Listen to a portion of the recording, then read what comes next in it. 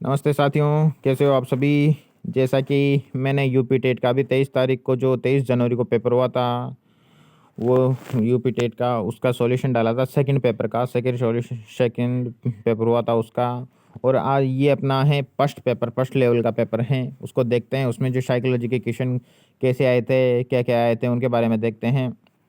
तो मित्रों, इसमें देखना, फर्स्ट क्वेश्चन है कि कोहलर कोहलर निम्न में से किससे संबंधित था। कोहलर था, वो किससे संबंधित था। तो कोहलर को आपको पता होगा, कोहलर ने अधिगम का एक सिद्धांत दिया था, सूझ का सिद्धांत, जिसको अपन इनसाइट थ्योरी के नाम से भी जानते हैं मित्रों।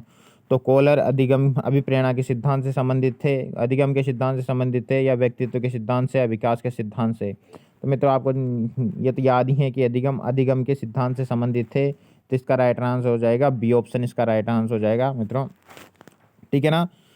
तो नेक्स्ट क्वेश्चन देखते हैं मित्रों। नेक्स्ट अगला अपना नेक्स्ट क्वेश्चन है मित्रों। इसमें मैकडूगल के अनुसार मूल प्रवृत्ति की संख्या कितनी है। जैसे कि ये क्वेश्चन उसमें भी आया था कि मैकडूगल के बारे में। तो मैकडूगल ने 14 मूल प्रवृत्तियां और उससे संबंधित 14 सवेक बताए थे मित्रों, ये आपको याद होगा। तो मूल प्रवृत्ति की संख्या बताई थी उसने 14। तो इसमें राइट आंसर हो जाएगा डी ऑप्शन। मूल प्रवृत्ति की संख्या बताई थी मैकडूगल ने, 14 बताई थी मित्रों। ठीक है ना। नेक्स्ट क्वेश्चन देखते हैं। सॉरी मित्रों। मानसिक उद्वेलन प्रतिमान निम्नलिखित में से किसके शिक्षण हेतु किया जाता है। तो आपने एक विधि पढ़ी होगी, मानसिक उद्वेलन विधि से अपन ब्रेन स्टॉर्मिंग मेथड के नाम से भी जानते हैं मित्रों। ब्रेन स्टॉर्मिंग मेथड, ये ब्रेन स्टॉर्मिंग मेथड में क्या होता है मित्रों कि सभी बच्चों को, किसी बच्चों को एक समस्या से संबंधित एक टॉपिक दे दिया जाता है, किसी भी समस्या से संबंधित, तो उस पर सबके विचार मांगे जाते हैं, सबसे डिस्कशन करवाया जाता है उस समस्या पर।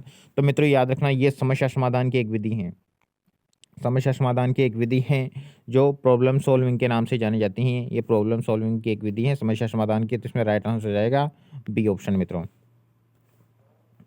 नेक्स्ट क्वेश्चन है मित्रों अपना कि निम्न निम्न में से किसके प्रयोग में कुत्ता एक विषय था। तो कुत्ता पे बहुत सारे विद्वानों ने प्रयोग किए थे, उसमें से कुत्ते पर किसने प्रयोग किया था, कुत्ता किसका एक विषय रहा था मित्रों। ये बात याद आपको याद करनी है। ठीक है ना। तो ये स्किनर ने किया था, कोहलर ने किया था, थॉर्नडाइक ने किया था, पावलोव ने। तो कुत्ते पे प्रयोग किया था मित्रों, पावलोव ने कुत्ते पे प्रयोग किया था। ठीक है ना। तो फोर्थ ऑप्शन इसका राइट आंसर हो जाएगा मित्रों। नेक्स्ट है मौलिकता, नवीनता, मौलिकता, नमनीयता, प्रभावशील था, ये किसके घटक है मित्रों। तो मित्रों ये सृजनात्मकता के, अपने क्रिएटिविटी के घटक हैं। क्रिएटिविटी, जिसको अपन सृजनात्मकता के नाम से जानते हैं, किसी नई चीज़ का निर्माण करना मौलिकता होता है। नमनीयता मतलब लचीलापन, फ्लेक्सिबिलिटी उसमें होती है। प्रभावशीलता, तो इसका ऑप्शन डी ऑप्शन राइट हो जाएगा मित्रों, फोर्थ।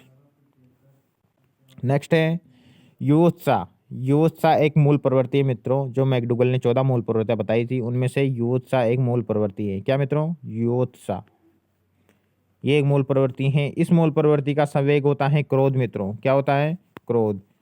तो इसमें पूछा है कि युत्सा है एक मूल प्रवृत्ति, चिंतन, कल्पना, संवेग। तो इसमें राइट आंसर हो जाएगा मित्रों, एक मूल प्रवृत्ति है युत्सा। जो मूल प्रवृत्ति आपको जैसा पता ही होगा कि जन्मजात होती है, तो युत्सा एक मूल प्रवृत्ति है। नेक्स्ट आगे देखते हैं मित्रों। बालकों के सामाजिक विकास को प्रभावित करने वाला कारक कौन सा है। सामाजिक विकास को प्रभावित करने वाला कारक कौन सा है। आर्थिक तत्व है क्या, वंशानुगत है क्या, शारीरिक तत्व है क्या, या सामाजिक परिवेशजन्य तत्व हैं। तो सामाजिक विकास को प्रभावित करने वाला कारक कौन सा होगा, जो समाज से संबंधित होगा, मतलब सामाजिक परिवेश का जो भी तत्व होंगे सभी वो सामाजिक विकास को प्रभावित करेंगे। इसलिए फोर्थ ऑप्शन इसका राइट आंसर हो जाएगा मित्रों। आगे देखते हैं, शारीरिक विकास का एक प्रमुख नियम कौन सा है। शारीरिक विकास का नियम इनमें से कौन सा है जो शरीर से संबंधित या शारीरिक विकास से संबंधित है। मानसिक विकास से भिन्नता का नियम, तो ये तो शारीरिक विकास से संबंधित नहीं है मित्रों, मानसिक विकास के बारे में बात कर रहा है। कल्पना और संवेगात्मक विकास संबंध का नियम, तो ये संवेगात्मक विकास से बात कर रहा है मित्रों। अनियमित विकास का नियम, ये कोई नियम होता ही नहीं है। तो शारीरिक विकास का नियम होता है मित्रों द्रुत विकास का नियम, मतलब लॉ ऑफ रैपिड ग्रोथ। अपने तीव्र गति से शारीरिक विकास होता है ना, उसके बारे में ये नियम है, तो इसको बोलते हैं धूर्तगामी विकास का नियम। तो सी ऑप्शन राइट हो जाएगा मित्रों इसका। आगे देखते हैं। नेक्स्ट क्वेश्चन पूछा है कि विकास का सिद्धांत नहीं है, इनमें से जो सिद्धांत दे गए हैं उनमें से विकास का सिद्धांत कौन सा नहीं है मित्रों, ये पूछा अपन से। तो अनुकूलित प्रत्यावर्तन का सिद्धांत, जिसे अपन थ्योरी ऑफ कंडीशनिंग रिफ्लेक्सेस बोलते हैं, ये विकास का सिद्धांत है क्या।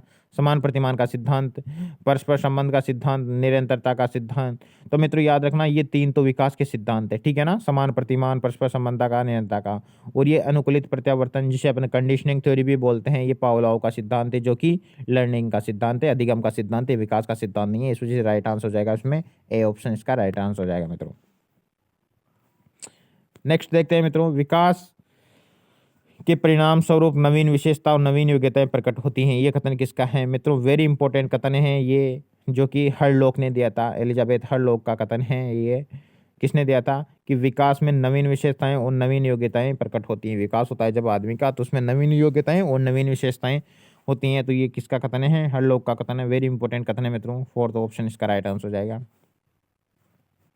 आगे चलते हैं, पूर्व अनुभव के आधार पर संवेदनाओं को अर्थ प्रदान करना क्या कहलाता है मित्रों? ये क्वेश्चन अपनी सेकंड लेवल में भी आया हुआ क्वेश्चन मित्रों, यूपी टेट के अभी जो सेकंड पेपर जो मैंने सॉल्यूशन करवा रखा है आपको, कि मेरी इस चैनल पे जाकर उसको आप देख सकते हो।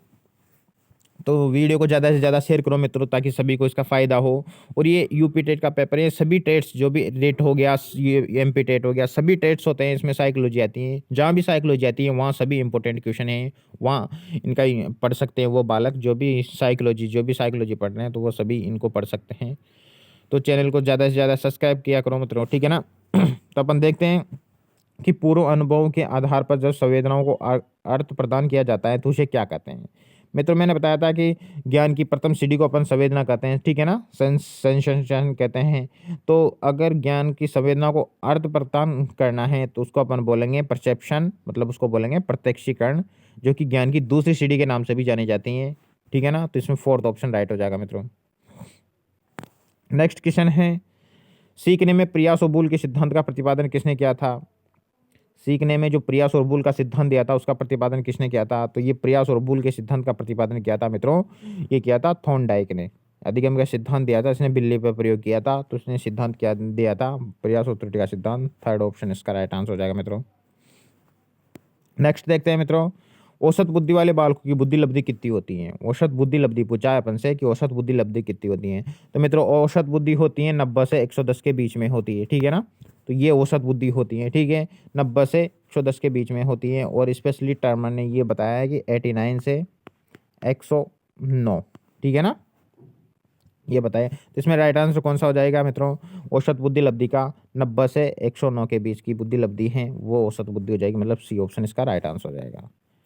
नेक्स्ट क्वेश्चन देखते हैं, निम्न में से तरल क्रिस्टलीय बुद्धि के प्रतिपादक कौन है मित्रों? याद रखना, एक बुद्धि का सिद्धांत दिया था जिसमें ठोस बुद्धि और तरल बुद्धि के बारे में बताया था, वो बताया था केटल ने, ठीक है ना। तो केटल ने बताया था। तरल क्रिस्टलीय बुद्धि किसने बताई थी? केटल ने बताई थी मित्रों। इसका राइट आंसर हो जाएगा ए ऑप्शन इसका राइट आंसर हो जाएगा। नेक्स्ट क्वेश्चन है कि क्रिया प्रसूत अधिगम सिद्धांत का प्रतिपादन किसने किया था मित्रों? क्रिया प्रसूत अधिगम सिद्धांत का प्रतिपादन किसने किया था, ये चीज बतानी है आप लोगों को। तो क्रिया अधिगम से संबंधित एक सिद्धांत दिया था, ऑपरेट कंडीशनिंग थ्योरी भी कहते हैं जिसको, क्रिया प्रसूत अधिगम सिद्धांत ये दिया था स्किनर ने दिया था मित्रों, ये स्किनर महोदय ने दिया था जिसने चूहों पर प्रयोग किए थे। तो दो ऑप्शन इसका राइट आंसर हो जाएगा। नेक्स्ट क्वेश्चन है मित्रों, ब्लूप्रिंट निम्न में से किसका महत्वपूर्ण घटक है? तो ब्लूप्रिंट किसका घटक है मित्रों, ये बता रहा है अपने आपको। परीक्षण निर्माण का, परीक्षण अंकन का, परीक्षण प्रशासन का, परीक्षण की वैधता का। तो ब्लूप्रिंट किसका घटक है मित्रों? तो ब्लूप्रिंट घटक है अपन परीक्षण का निर्माण करके जब उस परीक्षण का प्रशासन उसका क्रियान्वयन करते हैं, इसको इम्प्लीमेंट करते हैं, जो तैयार किया जाता है उसकी विशेषताओं में एक है ब्लूप्रिंट। तो इसका राइट आंसर होगा मित्रों परीक्षण प्रशासन का, ये इंपॉर्टेंट घटक है, इसका सी ऑप्शन इसका राइट हो जाएगा। इंग्लिश में टेस्ट एडमिनिस्ट्रेशन का एक घटक है मित्रों, ये बात याद रखना आप। विकास की पूर्व संक्रिया अवस्था में से किससे संबंधित है? जिसको अपन pre conceptual pre operational stage भी बोलते हैं मित्रों। तो जीन पियाजे ने 4 अवस्थाएं दी थी, उसमें से सेकंड अवस्था है मित्रों ये पूर्व संक्रिया अवस्था। तो जीन पियाजे संबंधित है मित्रों, ये बात याद रखना, फोर्थ ऑप्शन आएगा इसमें। नेक्स्ट क्वेश्चन है अपना कि एमएमपीआई किससे संबंधित हैं मित्रों? जैसा कि आपने याद होगा कि एमएमपीआई मैकलवे और हाथवे ने बनाई थी, जो कि एक विधि है जो कि व्यक्तित्व मापन के लिए यूज होती हैं। तो एमएमपीआई का अपन परीक्षण किसका करते हैं? पर्सनालिटी का परीक्षण करते हैं मित्रों। तो इसमें कौन सा ऑप्शन राइट हो जाएगा? ए ऑप्शन राइट हो जाएगा। एमएमपीआई व्यक्तित्व के मापन के लिए यूज होती है। नेक्स्ट है अधिगम हेतु क्या सर्वाधिक आवश्यक है। तो अधिगम के लिए क्या आवश्यक है मित्रों, ये बात आपको बतानी है। तो अभिप्रेरणा आवश्यक है, निर्देशन या परिपक्वता, रुचि क्या आवश्यक है मित्रों। होने में तो अपने को मोटिवेशन भी जरूरी है, गाइडेंस भी जरूरी है, मैच्योरेशन भी है, इंटरेस्ट भी है, लेकिन इसमें पूछा है कि मोस्ट इसेंशियल क्या है, मतलब सर्वाधिक आवश्यक क्या है। तो सबसे पहले अगर आदमी को तत्परता अभिप्रेरणा नहीं होगी तो अधिगम नहीं कर सकता, इसलिए सबसे आवश्यक है अभिप्रेरणा। इसका ए ऑप्शन राइट हो जाएगा मित्रों। नेक्स्ट है शैशव काल का समय क्या है।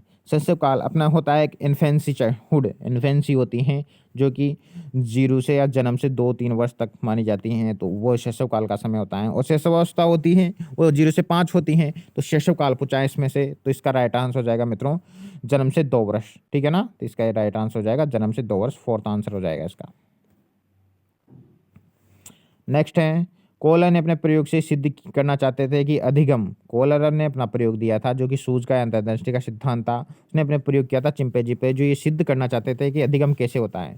कि अधिगम समग्र परिस्थिति का प्रत्यक्षीकरण है, मानव का अधिगम पूर्ण प्रयोजन पूर्ण है, जानवरों में मनुष्य से श्रेष्ठ हैं, जानवरों में मनुष्य श्रेष्ठ हैं, एक स्वतंत्र क्रिया है। तो उन्होंने गेस्टाल्टवाद का सिद्धांत दिया था मित्रों, उसमें बताया था कि आदमी समग्र रूप से चीज़ों को देख के सीखता है। इसका राइट आंसर हो जाएगा इस समग्र परिस्थितियों का प्रत्यक्षीकरण करके व्यक्ति सीखता है, तो अधिगम ऐसे होता है। तो उसने बताया था कोहलर ने, ए ऑप्शन इसका राइट आंसर हो जाएगा मित्रों। नेक्स्ट है अपना नेक्स्ट क्वेश्चन है कि किसने पाठ योजना की पंचपदीय प्रणाली प्रतिपादित की थी। पंचपदीय प्रणाली किसने दी थी। तो मित्रों आपको याद होगा 5 पद बताए थे, हर्बर्ट ने बताए थे मित्रों। ये किसने बताए थे, हर्बर्ट ने। तो पंचपदीय प्रणाली बताई थी हर्बर्ट ने, इसका फोर्थ ऑप्शन सही हो जाएगा मित्रों। नेक्स्ट है मित्रों निम्नलिखित में से ग्रंथियों के आधार पर व्यक्तित्व का वर्गीकरण किसने किया था। वेरी इंपॉर्टेंट क्वेश्चन है मित्रों, ये बहुत लेवल का क्वेश्चन है कि ग्रंथियों के आधार पर व्यक्तित्व का वर्गीकरण किसने किया था। Kretschmer, Spranger, Cannon, Jung. तो ग्रंथियों के आधार पर व्यक्तित्व का वर्गीकरण किया था मित्रों कैनन ने किया था। तो सी ऑप्शन राइट हो जाएगा इसका मित्रों। कौन सा option, C option. Next question देखते हैं मित्रों कि सृजनात्मकता मौलिक परिणामों को व्यक्त करने की मानसिक क्रिया है। तो ये परिभाषा देखनी है अपने को। सृजनात्मकता की परिभाषा दी थी जब मौलिक परिणामों को अभिव्यक्त करती हैं, उसकी मानसिक प्रक्रिया है मौलिक परिणामों को व्यक्त करने की। तो ये परिभाषा दी थी मित्रों क्रो एंड क्रो ने परिभाषा दी थी। किसने दी थी, क्रो एंड क्रो ने ये परिभाषा दी थी कि सृजनात्मकता मौलिक परिणाम की व्यक्ति है। तो इसका बी ऑप्शन राइट हो जाएगा। नेक्स्ट है बीएफ स्किनर के अनुसार बच्चों में भाषा विकास होता है। बीएफ स्किनर ने किस प्रकार बताया था कि भाषा विकास कैसे होता है। बच्चों बीएफ स्किनर ने बताया था पुनर्बलन के माध्यम से कि बच्चों को पुनर्बलन दिया जाना चाहिए, जिससे वो कोई अनुक्रिया करेगा, फिर अनुक्रिया में अगर पुनर्बलन दे दिया जाए तो उसकी अनुक्रिया की गति बढ़ जाएगी। इस वजह से उन्होंने बताया था कि बच्चा भाषा सीखता है अनुकरण और पुनर्बलन के माध्यम से, ठीक है ना। अनुकरण और प्रबलन, प्रबलन मतलब रेनफोर्समेंट लिख रहा है, देख लो मित्रों, ठीक है ना। तो यहाँ पे अनुकरण और पुनर्बलन के माध्यम से बच्चा भाषा सीखता है। तो इसमें सी ऑप्शन राइट हो जाएगा मित्रों। नेक्स्ट है मूल प्रवृत्ति को 14 प्रकार से ने वर्गीकृत किया था। तो दूसरे मित्रों अपने अभी सेकंड पेपर का सॉल्यूशन देखा था, उसमें भी आया था क्वेश्चन, और अभी ऊपर भी अपन देख लिया मैकडूगल का 14 प्रवृत्तियों का। तो ये 14 मूल प्रकार की प्रवृत्तियां किसने बताई थी मित्रों, ये मैकडूगल ने बताई थी मित्रों। किसने बताई थी, मैकडूगल ने। फोर्थ ऑप्शन इसमें राइट आंसर हो जाएगा। ये एक परिभाषा है मित्रों जो आपको हो सकता है नहीं लगे कि किसी दूसरी वस्तु की अपेक्षा एक वस्तु पर चेतना का केंद्रीकरण अवधान है। एक अवधान की परिभाषा है कि किसने दी थी, किसी दूसरी वस्तु पर की अपेक्षा एक वस्तु पर चेतना का केंद्रीकरण अवधान कहलाता है। तो मित्रों ये परिभाषा दी थी डम्बविल ने दी थी मित्रों, याद रखना है किसने दी थी, डम्बविल ने परिभाषा दी थी। तो इसका ए ऑप्शन राइट हो जाएगा मित्रों, ठीक है ना। नेक्स्ट देखते हैं निम्न में से किसका नाम सुजन शास्त्र के पिता के नाम से जुड़ा है। सुजन शास्त्र के पिता के नाम से जुड़ा है। किसका नाम सुजन शास्त्र के पिता के नाम से जुड़ा है मित्रों, सुजन शास्त्र। सुजन शास्त्र बोलते हैं अपनी व्यक्तित्व भिन्नता से संबंधित जो अध्ययन करते हैं उसे सुजन शास्त्र के पिता उसको ही कहते हैं मित्रों, ठीक है ना। तो व्यक्तित्व भिन्नता संबंधित कौन है, तो इसमें व्यक्तित्व भिन्नता का जनक माना जाता है अपने गाल्टन को मानते हैं मित्रों, गाल्टन। तो सुजन शास्त्र के पिता के रूप में किसे जाना जाता है, गाल्टन को जाना जाता है मित्रों, याद रखना। नेक्स्ट है मित्रों 12 से 16 वर्ष के बालकों में हिंदी में डॉक्टर एस.एस. जलोटा ने कौन सा परीक्षण प्रतिपादित किया था मित्रों। तो अपन को देखना है कि एस.एस. जलोटा ने कौन सा बुद्धि का परीक्षण दिया था। ये बुद्धि का परीक्षण था जो कि 12 से 16 वर्ष के बालकों के लिए था। तो ये सिद्धांत परीक्षण कौन सा था मित्रों? तो ये सिद्धांत था मित्रों साधारण मानसिक योग्यता का परीक्षण। साधारण मानसिक योग्यता का परीक्षण एक सिद्धांत था मित्रों, जो कि 12 से 16 वर्ष के बच्चों के लिए बताया था। बुद्धि का परीक्षण था ये। किसने दिया था? ये Jalota, SS Jalota, doctor SS Jalota ने दिया था। इसको अपन जनरल मेंटल एबिलिटी टेस्ट के नाम से भी जानते हैं, मतलब GMAT के नाम से भी इसको जाना जाता है मित्रों, याद रखना। ये साधारण मानसिक योग्यता परीक्षण है। नेक्स्ट क्वेश्चन है, बुद्धि के द्विकारक सिद्धांत का प्रतिपादन किसने किया था? मित्रों ये आपको बताना है कि बुद्धि का द्विकारक सिद्धांत दिया था किसने दिया था? तो ये सिद्धांत दिया था मित्रों स्पेरमैन ने। द्विकारक सिद्धांत, जिसमें एक सामान्य तत्व और एक विशिष्ट तत्व बताया था उसने। 2 कारक बताए थे, बुद्धि के 2 कारक होते हैं, ये बताया था उसने। तो ये स्पेरमैन का सिद्धांत है मित्रों, तो इसका राइट आंसर 4th ऑप्शन।